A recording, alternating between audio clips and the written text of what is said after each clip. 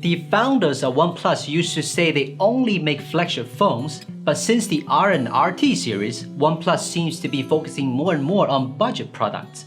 A couple weeks ago, we briefly get our hands on the OnePlus Ace.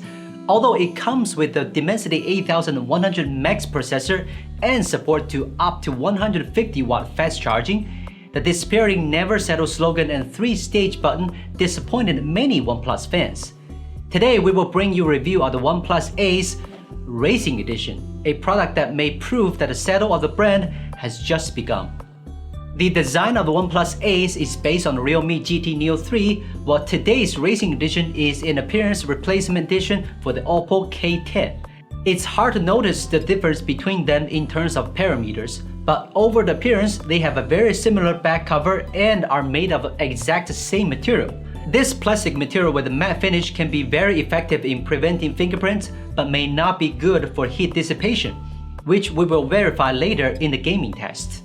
The camera module of the OnePlus Ace Racing Edition looks identical to that of the Oppo K10, although OnePlus has added a decorative camera shape in the lower right corner, seemingly disguising that this is a 4-camera phone, but the phone actually has only 2 lenses really working in daily shooting, and another macro lens of only 2 megapixels. For me, the only positive detail of the Racing Edition is the support of 3.5mm headphone jack. I believe that many people do not want to put up with the high latency of wireless headphones when playing games. But unfortunately, there is no other brand of flagship phones that support 3.5mm headphone jack except Sony. At this point, we are more or less pleased with the racing model. The OnePlus Ace Racing Edition has a 1080p 120Hz LCD screen. As a result, it has a wider chin as well as wider screen bezels and a larger hole punch front camera. And the in-screen fingerprint recognition has been also replaced by a side recognition button serving as a fingerprint reader, which however I think is a more efficient way to unlock the phone, as a capacitive fingerprint button has a better unlock speed and success rate than the under-screen fingerprint recognition in most cases. Compared to the OnePlus Ace, the Racing Edition's LCD screen looks sharper, especially when displaying text.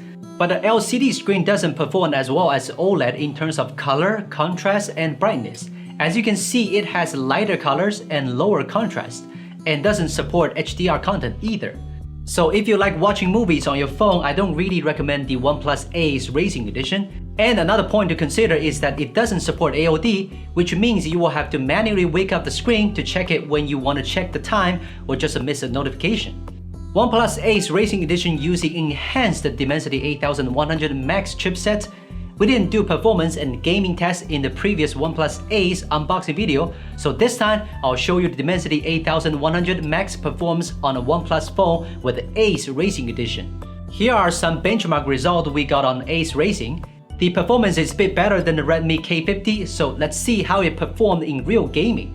In Genshin Impact, the OnePlus Ace Racing Edition was able to maintain a frame rate of around 50 FPS for the first 10 minutes, but as the phone got hotter, the frame rate dropped to around 40. Yet I didn't feel that the phone was too hot, and obviously OnePlus was still too conservative in its performance optimization.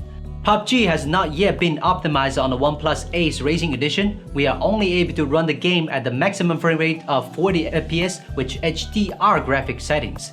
Obviously, it's far too easy for the Dimensity chipset. The Ace Racing is weaker in terms of camera configuration compared to OnePlus Ace, and the main camera doesn't support OIS anti-shaking. Although its target group probably don't care much about taking photos, here we still want to show you the camera comparison between these two phones. Compared to OnePlus Ace, the Racing Edition main camera has a similar dynamic range and detailed performance, but the colors are lighter than the OnePlus Ace and the view angle is a bit smaller. The ultra-wide angle lens performs similarly, with the OnePlus Ace having a wider view angle and more vibrant colors.